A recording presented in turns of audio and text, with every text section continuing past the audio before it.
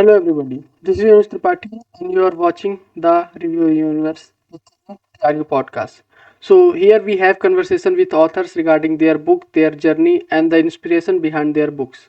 So today on the podcast we are joined by Sanjay Budur, the author of Indomitable Peshwa, Rise of Rajrishi. This is not merely a political thriller or a story of power, it is a contemplative political novel that explores leadership, memory, restraint, and the deeper civilizational currents that shapes a nation. Set against the backdrop of a India navigating fragile coalition, institutional fatigue, and quiet volatility, the story follows the emergence of solidarity figure whose leadership does not come from the spectacle of populism, but from the discipline, silence, and profound sense of dharma. Through classified desires, private reflections, and philosophical undertones rooted in Indian civilizational thoughts, the indomitable Peshwa explores what it truly means to lead the nation in uncertain times. Today, we will talk about leadership, civilization, political imagination, and the deeper ideas behind the thought provoking narratives. So, sir, welcome to the show. Namaste, namaste. It's a pleasure talking to you. आपकी book पे नाम mentioned है Sanjay Vidur Mhm. And like real name is Tejasvi Kari. So Yes. what is the like idea behind this? It was very simple. आप इस बात को समझिए कि मैं तेजस्वी करी जो है वो उसकी अपनी अलग लाइफ है, right. He is banker by the day and writer by the night. In fact I would say he is a writer, क्योंकि वो सिविलाइजेशनल थिंकर, वो हर वक्त सोचता रहता है कुछ ना कुछ। तो what happens like what the it was very simple. सबसे पहले जब मैंने यही सोचा था कि भाई हम स्टोरी तो लिखना चाहते थे ही, लेकिन फिर उसके बाद मैंने सोचा यार स्टोरी तो बहुत कंप्रेस्ड हो जाता है। बिकॉज अगर the ideal definition of a story अगर आप देखें, अगर आप कहीं उठा के देखें, तो 7,000 शब्द तक जो भी होता है, 7,000 से 8,000 शब्द तक जितनी भी होती है वो होती है स्टोरी। तो स्टोरी बहुत कंप्रेस्ड हो जाता है। उसके ऊपर आता है आपका नोवेला, जो कि 8,000 वर्ड से 40,000 वर्ड के बीच में होता है, और 40,000 वर्ड के ऊपर जैसे ही चला जाता है वो हो जाता है नॉवेल। तो मैंने यही सोचा कि मैं एक नॉवेल लिखूंगा, ग्रंथ लिखूंगा, क्योंकि मेरे थॉट्स इतने ज्यादा हैं, और फिर उसको एक स्टोरी में या एक नॉवेला में कंप्रेस करना भी एक चैलेंज है। तो इस वजह से जब आप नॉवेल लिखना शुरू करते हैं तो नेचुरली आपका जो है वो फ्लो बन जाता है। इस तरह से मतलब जो है, तो इस तरह से मैंने सोचा कि चलिए मैं एक नॉवेल लिखता हूँ। और जहाँ तक बात संजय विदुर की है, संजय विदुर का जो आइडिया है वो मैंने बनाया, मतलब like I thought okay it's better if I write with a pen name rather than you know rather than reverting to my original name, because what happens is that Tejasvi Kari, yeah, for that matter Chetan Bhagat, or for that matter any other name, क्या कहते हैं वो क्या कहते हैं, इसको किस तरह से समझाऊं। चेतन भगत एक ब्रांड है, राइट। इस बात को हम मान लेते हैं। Curry is still is very Tejasvi Curry नाम जैसे ही सुनेंगे, ठीक है वो डिफरेंट नेम है of course, but then what would strike in the minds of the audience का एक नाम मैंने सोचा कि मैं ऐसा एक नाम ऐसे एक नाम के साथ ऐसे जो मेरी शख्सियत को बयां कर सके। तो Okay. अगर आप देखें तो अगर आप महाभारत की तरफ उठा के देखें, तो महाभारत में दो कैरेक्टर आते हैं, एक है संजय और एक है विदुर। मेरा भी थॉट वहीं पे गया था लाइक आपका जब नाम मैंने देखा तो मेरे को लगा कि आपने शायद इंस्पिरेशन वहीं से ली हो। जी। अब संजय विदुर एक साथ लिखने का पर्पस यही था कि संजय जो है वो ऑब्जर्वर है। He is observing the battlefield. उसको दिव्य दृष्टि, श्री कृष्ण ने दिव्य दृष्टि प्रदान की थी कि युद्ध के शुरुआत से, मतलब युद्ध की शुरुआत से युद्ध के अंत तक, आप क्या कहते हैं, अब चूंकि क्या है कि उन्हें धृतराष्ट्र के पास रखा गया था, क्योंकि धृतराष्ट्र नेत्रहीन थे, तो दृष्टि लेने से भी मना कर दिया था। तो उन्होंने क्या किया कि उनका जो सारथी था वो था संजय। तो संजय को दिव्य दृष्टि प्रदान की गई। संजय ने पूरे युद्ध का वृतांत जो है निष्पक्ष भाव से बताया था, उन्होंने किसी का पक्ष नहीं लिया था। और उसी प्रकार अगर आप विदुर को देखें, तो विदुर जो थे वो हस्तिनापुर की राजनीति में सबसे बड़े प्लेयर कह सकते हैं। उन्होंने युद्ध मतलब उन्होंने क्या कहते हैं, युद्ध में पार्टिसिपेट करने से मना कर दिया था। कहा जाता है कि अगर श्री कृष्ण को अगर अगर ये पांडवों और कौरवों के बीच में जो युद्ध हुआ, अगर उसमें अगर इस तरफ अगर पांडवों के साइड अगर श्री कृष्ण थे, तो कौरवों के साइड अगर विदुर होते तो पलट जाता, मतलब ये युद्ध कुछ अलग ही रहता। लेकिन क्या है कि श्री कृष्ण की क्योंकि क्या है कि विदुर चाहते थे, किसी ने कहीं ना कहीं विदुर चाहते थे कि हस्तिनापुर का उत्थान हो, और उनके पार्टिसिपेशन से ऐसा कुछ मतलब जो है कि पूरा मतलब जो है वो धर्म विरुद्ध कोई कार्य नहीं करना चाहते थे। Exactly. He wanted to be on the side of the dharma, and धर्म का पलड़ा अगर भारी वहीं पे रहता है जहाँ पे श्री कृष्ण है, तो चूंकि श्री कृष्ण वहां पे थे, तो उन्होंने इस वजह से उन्होंने कहा कि ये चूंकि ये मेरा युद्ध नहीं है, और ये क्या कहते हैं कहीं ना कहीं दो मतलब जो है see it's like it's a कुरु लीनियज, राइट? तो यप। कुरु लीनियज है, तो पांडव जो थे वो पांडव पुत्र थे।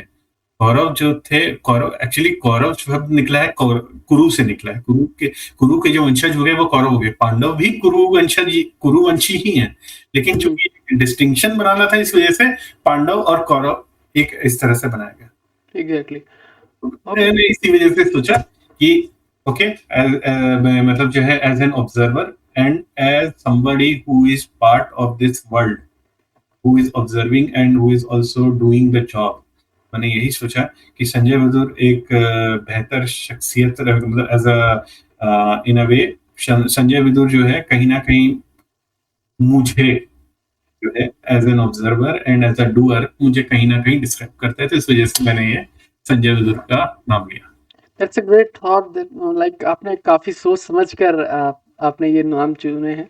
ओके, हम्म, सो नेक्स्ट क्वेश्चन होगा लाइक बुक से रिलेटेड ही। हम्म, लाइक बुक की स्टोरी स्टार्ट होती है like with a line that hmm, this is not a story of conquest but a story of civilization remembering itself. Hmm. So what is the idea behind this, like what is the central कंट्रोवर्स idea? In the sense, अगर आप देखेंगे तो सबसे पहली बात तो ये है कि see there are various kinds of states that we see in political history. एक होता है, एक तो आपका जो ये है कि आज के दिन में जो है कि भाई सिविलाइजेशन मतलब संस्कृति हुई, ठीक है। Exactly. भारत जो है एक आइडिया है, भारत जो है एक आइडिया है, सिर्फ एक पॉलिटिकल स्टेट नहीं है। तो कहीं न कहीं सिविलाइज़ेशन मतलब इन द सेंस ये है कि सिविलाइज़ेशनल कंटिन्यूटी का मतलब यही है कि देखिए, अगर आप देखें भारत जो है कहीं न कहीं 32 मतलब 29 स्टेट्स हैं, 7 यूनियन टेरिटरीज़ हैं, लेकिन उसके बियॉन्ड भी है। क्या है? भारत हम हैं। वी, तो क्या कहते हैं, we the people of this country represent Bharat. तो तो वो आइडिया कहाँ से आता है? वो जो आइडियाज़ हैं वो आते हैं हमारे वेदों से। ठीक है, हमारे उपनिषदों से। कहीं न कहीं हम जो स्टोरीज़ एक दूसरे को बताते हैं, कहीं न कहीं एक ऐसे लिंक लैंग्वेज है, स्टोरीज़ हैं, जो कहीं न कहीं भारत को एक दूसरे से जोड़ती हैं। इसी वजह से मैंने यही सोचा था कि भई एक civilisational word would be the most apt thing, because आप देखो, एक राष्ट्र कब मर जाता है? राष्ट्र जब तब मर जाता है, या एक राष्ट्र का डेथ तभी हो जाता है जब वो अपने आप को भूल जाता Exactly. है ना? क्योंकि एक राष्ट्र ही नहीं, एक व्यक्ति की बात कर लेते हैं। आज मैं आपको बुलाता हूँ, आप अनुज त्रिपाठी। अगर मैं आपसे आपका नाम छीन लूँ, आपकी मेमोरीज़ आपसे मैं छीन लूँ, तो अनुज त्रिपाठी क्या रह जाता है? कुछ नहीं। Anuj Tripathi is a blank slate. Bharat blank slate नहीं है। तो ये this was the idea behind writing this novel कि नहीं, हमको वापस क्या कहते हैं, वापस भारत को उसकी मतलब जो है वी हैव टू मतलब ये like the thing is that we carry ourselves memories both good and bad are essentially very important, because good memories, yes, that will give you a sense of pride. Bad memories भी क्या होता है, bad memory से आप कुछ ना कुछ सीखते हैं। इतिहास जैसे हम बोलते हैं, इतिहास के पन्नों को अगर आप उठा के देखें, तो कहीं ना कहीं आपके मतलब जो है कई बार हमारा उदय हुआ, कई बार हमारा पतन हुआ। पतन से हम कुछ ना कुछ सीखते हैं, उदय से हम ये सीखते हैं कि उदय से पहले पतन होता है। उदय के बाद पतन होता है, तो एक पूरा साइकिल है, एग्जैक्टली। साइकिल है। मैंने यही सोचा कि India as a political state लिखने के बजाय India as a civilizational state अगर मैं इस स्टोरी को अगर मैं लिखूं तो ज्यादा बेहतर रहेगा, और इसी वजह से मैंने संस्कृत का इस्तेमाल किया। ओके, सो एग्जैक्टली अगर मैं समझना चाहूँ कि what is the like reason to choose political fiction, आपने जो भी आप बातें कहना चाह रहे थे उसको आपने इस माध्यम से क्यों सोचा? एसेज में जब हम एसेज लिखते हैं, राइट, एसेज में क्या होता है, आइडियाज जो है कॉम्पैक्ट हो जाती है, राइट। हम एक अपना जो है वो बता रहे होते हैं, we are giving our views, right. Story क्या होता है ना, स्टोरी में बहुत सारी चीजें होती है, एम्बिग्विटी होता है, फिर आपके पास क्या कहते हैं कंसीक्वेंसेस होते हैं, फिर उसके बाद आप क्या कहते हैं लिव्ड सिचुएशंस होते हैं। उन लिव्ड सिचुएशंस में अगर मैं एक पर्टिकुलर पॉलिटिकल कंसेप्ट या एक पर्टिकुलर आइडिया को मैं अगर बता रहा होता हूँ तो ज्यादा बेहतर है ना। मैं आपको सरमन देने के बजाय अगर मैं उसी चीज को स्टोरी के माध्यम से बता रहा हूँ तो आपके तो क्या होता है, लिव्ड सरमन जो होता है वो दिमाग में उतना जल्दी चढ़ता नहीं है जितना जल्दी आपका जो है, अगर आप उसी चीज को उस पर्टिकुलर कंटेक्स्ट में अगर आप उस चीज को समझा रहे हो, एक लिव्ड सिचुएशन के माध्यम से समझा रहे हो, मेरे हिसाब से ज्यादा बेहतर है। I could have put it is actually speaking this book is philosophy in the guys of fiction. So philosophy in the guise, if you put philosophy in the guise of fiction, philosophy becomes much more easier to read, much more easier to grasp. मैं non fiction भी लिख सकता था लेकिन मैंने इसी fiction का ही माध्यम चुना, और पॉलिटिकल इसलिए चुना क्योंकि फिलॉसफी बहुत बड़ा कैनवास है, politics is a bigger canvas. Exactly. The title refers the idea of a Rajrishi, a ruler with the wisdom of sages. So, what is the concept like model political context में? अगर आप देखें अगर आप पूरा title देखें, the indomitable Peshwa rise of Rajarshi, जब मैंने ये टाइटल चुना था तो मुझे भी नहीं पता था कि पेशवा शब्द का, पेशवा मैं अभी तक समझ रहा था कि पेशवा मीन्स प्राइम मिनिस्टर, ठीक है। अगर आप इतिहास के पन्नों को उठा के देखें तो पेशवा जो शब्द है वो निकला है फारसी शब्द पेशवा से, जिसका मतलब होता है leader. I could have put it the indomitable leader rise of Rajarshi. Got it. तो पेशवा एसेंशियली मीन्स लीडर, और वो क्या है बाद में it became part of the Marathi lexicon कि भाई वो बाद में क्या कहते हैं, और क्योंकि क्या था कि पेशवा जो थे एक तरह से लीडर ही थे, क्योंकि क्या था कि वो बेसिकली क्या था कि the Peshwa sir appointed by Chhatrapati, then what happened during the reign of Balaji Vishwanath, Balaji Vishwanath जो थे वो बाजीराव, पहले बाजीराव के जो पुत्र थे, मतलब वो थे पिता थे, उनके टाइम से हेरिडेटरी हो गया, क्योंकि उनको लगा कि कहीं ना कहीं क्योंकि क्या था कि शाहू जो थे वो थोड़ा he was not much interested in political affairs, तो सारा का सारा जो पॉलिटिकल अफेयर का जो था वो उन्होंने उनके सुपुर्द कर दिया था। और कहीं ना कहीं मुझे ये लगा कि हाँ Peshwa in the indomitable Peshwa जैसी हम लिखेंगे या बताएंगे तो कहीं ना कहीं लोग हिंदू पदशाही या हिंदू जिसे हैं उस चीज से कनेक्ट कर पाएंगे, इस वजह से तो मैंने ये पेशवा वर्ड का इस्तेमाल किया था, the indomitable Peshwa. Yes, it is partly inspired by Bajirao एक, because he had never lost a battle. Where the real battle is not fought on the battlefields. The real battle is fought on the frontier of politics. आपकी book पे multiple times refer होता है like civilisational memory and Dharma. Okay, so what does build a governance into the narrative?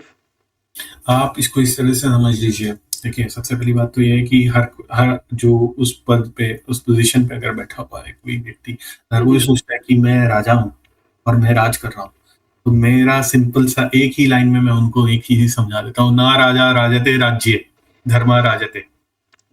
Exactly. राज नहीं करता है राजा, राज नहीं करता है, वो धर्म ही राज करता है। और धर्म का जो स्वरूप होता है वो होता है भगवान Shri Krishna, we are guided by dharma. तो धर्म से हम ये चीज सीखते हैं कि सही वक्त पे कौन सा सही निर्णय लेना है, वो वहां पे धर्म जो है गाइड करता है। तो इस वजह से dharma as a mode of governance, if you are not guided by dharma you will never be able to take the right decision.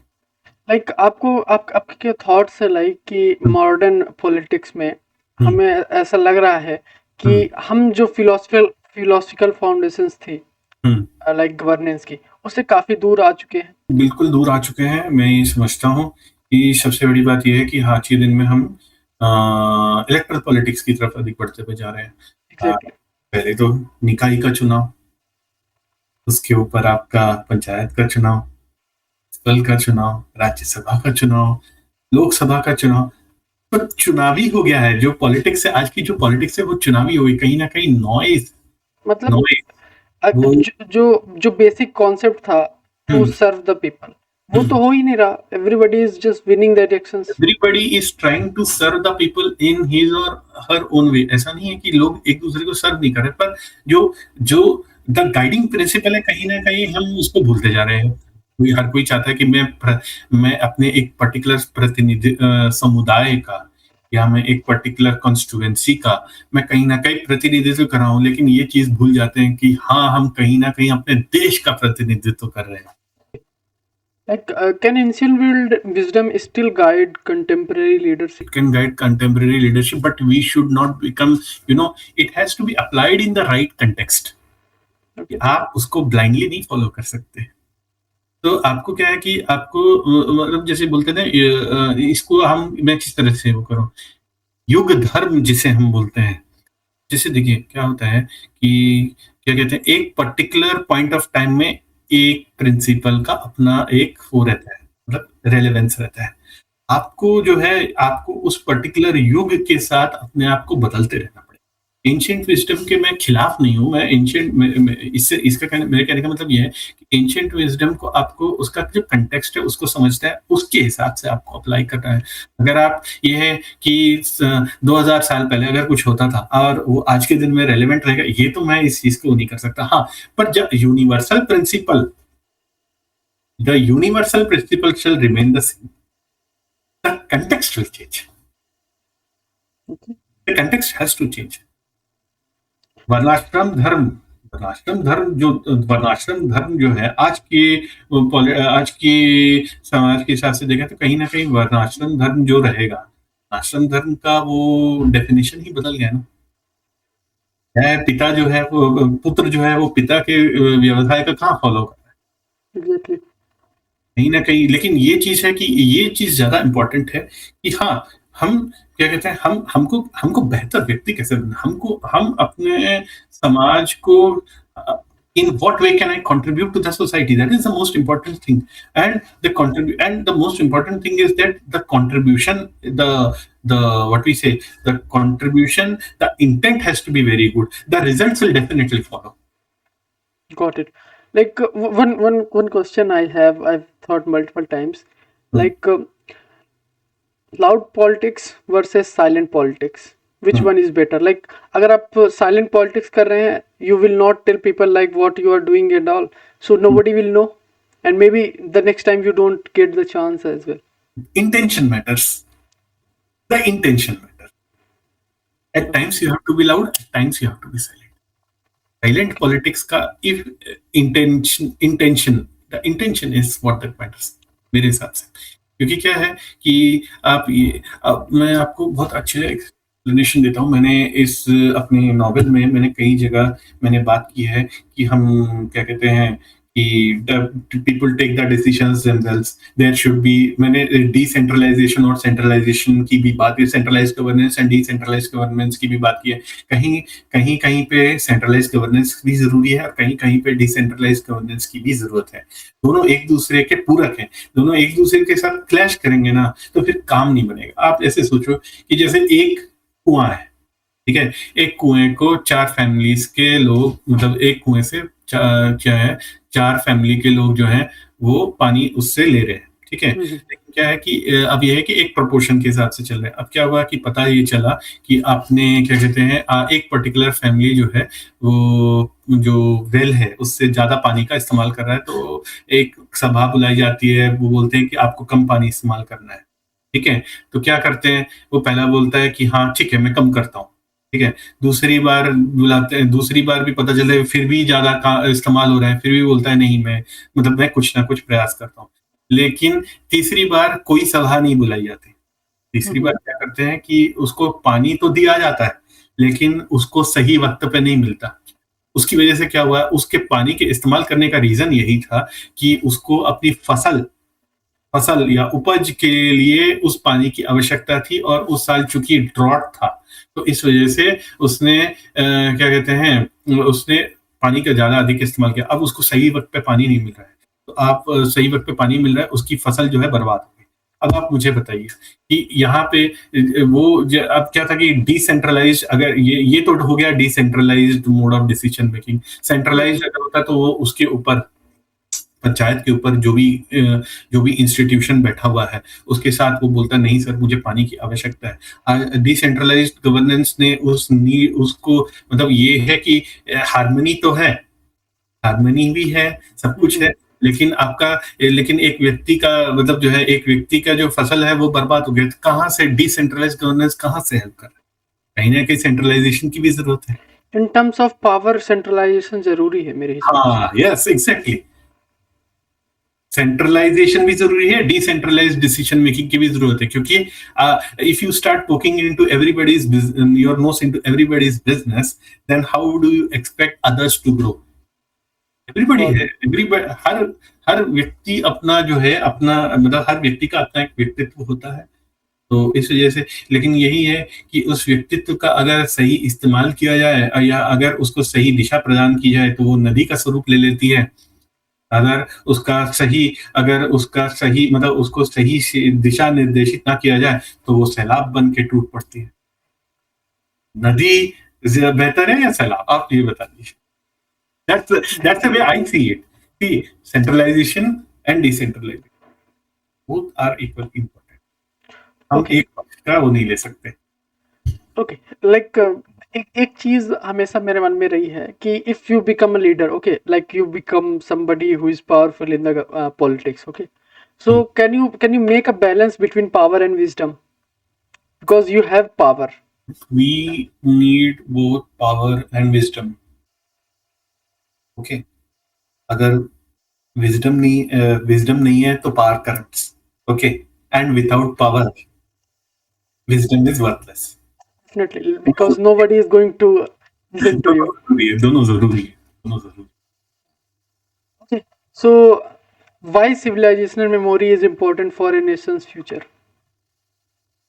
है। Civilizational memory Because is uh, important because it's the जो nation का जो वो होता है ना, the idea behind forming a nation is always civilizational memory. These are the ideas which you carry. एक nation जो होता है, it's not a congregation of people, it's an idea. It's an idea, कहीं ना कहीं हम एक आइडिया को मैनिफेस्ट कर रहे हैं। सिविलाइजेशनल मेमोरी नहीं है तो देश ही नहीं है। क्योंकि अगर आप देखेंगे कि फाउंडेशनल आइडिया रहता है, हर नेशन का अगर आप उठा के देखेंगे फाउंडेशनल आइडिया रहता है, मॉडर्न स्टेट्स में भी। आप इंडिया की बात करें, इंडिया का भी एक फाउंडेशनल आइडिया था। इंडिया के तो बहुत सारे फाउंडेशनल आइडियाज हैं। इंडिया तो मतलब आप yeah, किस तरह से मैं डिस्क्राइब करूं, हम क्या है, जम्बू द्वीप से आर्यव्रत, Bharat Khan. आर्यव्रत से मतलब जो है हम लोग क्या कहते हैं, हिंदुस्तान, हिंदुस्तान से हम अब जाके भारत या इंडिया कहला रहे हैं, है ना? अगर आप देखेंगे इस तरह से, तो कहीं ना कहीं मतलब क्या है कि द आइडिया, बट एक चीज है कि मतलब एक चीज कभी नहीं बदली। See, what holds the nation together? It's the stories, it's the oral traditions that has been passed down the ages, which has kept this country alive. वो जो ideas हैं, वो जो collective memories हैं, that is civilizational memory. Okay. That is the reason why I always talk about civilizational memory. Civilizational memory नहीं तो देश ही नहीं है। अगर आप देखेंगे इज़राइल की बात करते हैं, सबसे प्राइम एग्जांपल मैं आपको देता हूँ इज़राइल का। आप सोचिए, इज़राइल की बात करें तो इज़राइल जो है बहुत छोटा नेशन है, right? It's about 23,000 square kilometres, it's about the size of मेरा जो विशाखापट्टनम डिस्ट्रिक्ट जहाँ मेरा वो है, उससे भी छोटा है विशाखा डिस्ट्रिक्ट, ठीक है? इसमें अगर आप देखेंगे तो बाइबल, द टोरा, सब में मतलब उन्होंने अपने पूर्वजों की बात करते रहे, ठीक है? तो कहा जाता है कि जो डेविड थे, डेविड जो मतलब जो सबसे पावरफुल किंग थे उस जमाने के, वो थे डेविड, और डेविड की वजह से ही ये इज़राइल किंगडम की स्थापना हुई। उनके 12 बच्चे, उनमें हम्म, से 12 बच्चों के मतलब जो वंशज थे, दे बिकेम द 12 ट्राइब्स। अब क्या हुआ कि जब रोमन एम्पायर ने जब जूलिया मतलब यानी कि जूलिया जूस। इज़राइल पे जब उन्होंने हमला किया और उसको कर लिया, तो क्या हुआ कि 12 में से 10 ट्राइब जो थे वो स्कैटर हो गए। They scattered throughout Russia, Russia से होते हुए ये आए पोलैंड, जर्मनी, पूरे यूरोप भर में। लेकिन उन्होंने कभी अपना जो है उसको वो कभी इस चीज़ को नहीं बुलाया। They always what was they always thought of themselves as a nation। Got We it. they always thought of themselves as a nation। Oral story मतलब ओरल ट्रेडिशंस, फिर उसके बाद जो उनके ग्रंथ या जो भी थे, उसके द्वारा उन्होंने उस आइडिया को जीवंत रखा। तो finally what happened, they always thought someday or the other we have to come back to our promised land, that is Israel। Okay, like moving on towards the writing of the book. Okay, Hmm. Hmm. like which part you thought like जो कि सबसे ज़्यादा challenging रहा हो to write it? Yes, definitely the first chapter was the most challenging because I had to present a protagonist who was rooted in tradition, guided by wisdom। मैंने उस मैंने सबसे पहले वही लिखा, rooted in tradition, guided by wisdom। उसको उस idea को कैसे एक्सप्रेस करना है, पावर के आइडिया को कैसे एक्सप्रेस करना है, मुझे सबसे पहले क्या कहते हैं, और फिर उसके बाद उसकी जीनियोलॉजी मतलब के पूर्वज, फिर उसके बाद what are the guiding principles. Yes, the first 4 chapters were definitely the most challenging, but the most challenging aspect which I found was that to say an idea, मतलब मतलब the idea has to be implied। कुछ ना कहो लेकिन बहुत कुछ कह दो। ये जो चैलेंज रहता है ना राइटर के साथ, सबसे बड़ा चैलेंज ये रहता है कि ऐसी बात जो ना भी कहें लेकिन खुद ब खुद बयां कर दे। वो सबसे ज़्यादा चैलेंजिंग पार्ट रहता है राइटर के लिए कि मैं किस तरह से उस आइडिया को एक्सप्रेस करूँ। एक चैलेंज यही था कि प्रोटैगनिस्ट को किस तरह से पोर्ट्रे करना है के साथ। The protagonist has to be protagonist में राजऋषि मतलब एक बहुत बड़ी रिस्पॉन्सिबिलिटी थी मेरे सामने अपने प्रोटैगनिस्ट को दुनिया के सामने लाना, क्योंकि the protagonist can not be yes he is human, but at the same time क्या है कि इतने सारे चैलेंजेस को पार करते हुए वो किस तरह से अपने धर्म का निर्वाह करते हुए किस तरह से वो आगे चल रहा है, आगे प्रशस्त कर रहा है अपना, वो एक सबसे बड़ा चैलेंज रहता है। तो because when I am expressing my idea to the audience, I also have a responsibility towards the audience. So that responsibility that responsibility to my readers, that कि कहीं गलत बात जो है मेरे पाठकों तक ना पहुंचे या कुछ गलत पोर्ट्रे ना हो जाए। ये सबसे Got बड़ा it. चैलेंज रहता है। एक एज अ राइटर भी मेरे सबसे बड़ा चैलेंज है। Like अभी इसका कोई follow on books भी आ सकते हैं like second part or something? Another book is there. Another book is there. I've already sent it to the publishers, and which is titled Adrishya Parivartanam. Adrishya Parivartanam, an unseen transformation of Bharatvarsh. I am so that I have followed the same thing, but the thing is that this time around there are no protagonists, there are no antagonists, Got and it. There are only observers. तो ये सबसे बड़ा challenge रहता है। तो सबसे बड़ा challenge ये रहता है कि आप एक प्रोटैगनिस्ट को तो इस बुक में तो प्रोटैगनिस्ट है। Hmm. जब आप इस बुक को पढ़ेंगे, once it comes out into the publication, you will question yourself, who is the protagonist, who is the antagonist. Okay, like what do you hope readers understand about leadership after reading this book? I would say पहला question तो उन्हें अपने आप से सबसे पहला question ये पूछ लेना चाहिए कि हमें किस तरह का लीडरशिप चाहिए, हम किस तरह की लीडरशिप को एक्चुअली डिजर्व करते हैं। ये सबसे पहला क्वेश्चन, हमको कैसा लीडरशिप चाहिए। ये दूसरा क्वेश्चन वो अपने नाक से ले सकते हैं। और सबसे बड़ी बात ये है कि यस, फिलोसफिकल लीडरशिप जो है वो it rewards you, but it doesn't reward you in the way you expect. It will reward you slowly because it's like, it's an idea. उसका इसका long term effects of philosophical leadership that they should think upon in an age जहाँ पे चीजें बहुत तेज चल रही हैं, वहां पे फिलोसफिकल लीडरशिप बहुत चैलेंजिंग में आता है। क्योंकि Got क्या it. है कि हर चीज जल्दी में चाहिए, हमको सब कुछ जल्दी जल्दी मिल रहा है। एक ऐप पे क्लिक मारा, मिल गया। एक ऐप पे क्लिक मारा, दूसरा चीज मिल गया। सस्टेनिंग लीडर, लेकिन सबसे इंपॉर्टेंट क्या होता है? Sustaining relationships. रिलेशनशिप एक दूसरे के साथ, हम एक दूसरे के साथ किस तरह से वो एक बॉन्ड बना सकते हैं, वो सबसे बड़ा चैलेंज है। हम किस तरह से एक बात पे हम अपने बात पे वो रह सकते हैं, स्थिर रह सकते हैं, अडिग रह सकते हैं, वो सबसे बड़ा चैलेंज है। तो ये सारी चीजें आ जाती हैं, तो वह कहीं ना कहीं लोग क्या है कि yes, if you see in the last 80 years, अगर आप देखेंगे तो भारत का जो है literacy has also increase, no doubt about it.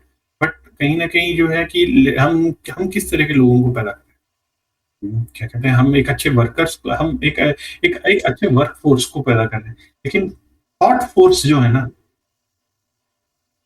They are dwindling in numbers. Got it. This thought force is the word which has just come up to me. This is the first time I'm talking. We are जो work force जो है वो हमारे पास है, thought force की कहीं ना कहीं कमी हो रही है। इसके माध्यम से I just want to increase the number, I just want to increase the number of thought force, मतलब थॉट फोर्स जहाँ जहाँ जहाँ लोग अपने लिए सोच सके, अपने देश के लिए, अपने लीडरशिप के लिए सोच सके। I like the word thought force. This Okay. has just come out. This has just come out because that's what I told you. Na, the most important thing is that when the conversation becomes natural, then automatically the words, the ideas, they will start flowing. Got it. And the not only the interviewer and the interviewee, both of them, they enjoy that conversation. कहीं ना कहीं एक relationship, एक bond बन जाता है। तो वही चीज, उसी के ऊपर मैं हर वक्त काम करता रहता हूँ एज अ राइटर। ये मेरे लिए पॉपुलैरिटी उतना मायने नहीं रखता जितना इम्पोर्टेंट है मेरे लिए मेरे पाठकों, दर्शकों के साथ एक बॉन्ड को एस्टेब्लिश करना। That itself is a driving force for me. Definitely, definitely. Like I hope like readers आपकी बात को समझ सके जो आप exactly उन तक पहुंचाना चाह रहे हैं. Okay, so with this like last question, it is not a question. It is just like say you can just give any direct message to the listeners or viewers who is watching on YouTube or Spotify, listening on Spotify. You can just any message you want to give to them. कहाँ पे, देखिए मैंने इसको इस तरह से explain किया था, ये फर्स्ट में ही एक्सप्लेन किया था to those who enter this silence. Mm-hmm. बोला था कि you may read it forward और in any order, you may read it forward or in any order, and at some point you may ask yourself what changed. That is when you will realize the change was you. And if I as और दर्शकों को मैं यही बताना चाहूंगा कि if you manage to realize that change was you, मेरा message आप तक पहुंच गया। Got it, sir. Okay, thank you so much, sir, for giving us time. And It was actually, it was nice talking to you. I actually went through whatever the guidance that you gave to me, because this is my first podcast, yeah, and I just wanted to be very natural because I thought, okay, अगर मैं इस तरह के responses देता हूँ और mechanical response देने के बजाय बेहतर यही है कि हम थोड़ा मतलब नेचुरल, अगर हम हमारा जो फ्लो ऑफ कन्वर्सेशन वो हम जितना नेचुरल रखें, जितना वो रखें, तो कहीं ना कहीं आपके क्वेश्चन से मुझे कहीं ना कहीं मुझे प्रेरित किया, इंस्पायर किया कि मैं जस्टिस कर सकूं। I would be able to do justice to the interview, and at the same time when you, जब आप इसको प्रेजेंट करें अपने दर्शकों पर, तो मुझे मतलब मेरे दर्शकों को लगे कि it's somebody who has actually lived that life. Somebody exactly. actually who lived that life and put it on this book. So I am very much grateful to you that you have been able to bring out the best in me, to this interview, and now I will be more confident interacting with the people when I will be on a stage. That's the most Got it. important thing. Got it. Okay. So the closing remarks, like, if you're watching this podcast, if you have watched this podcast on YouTube till now, or you have listened on Spotify, just go to the description. All the links are there. The book link is there.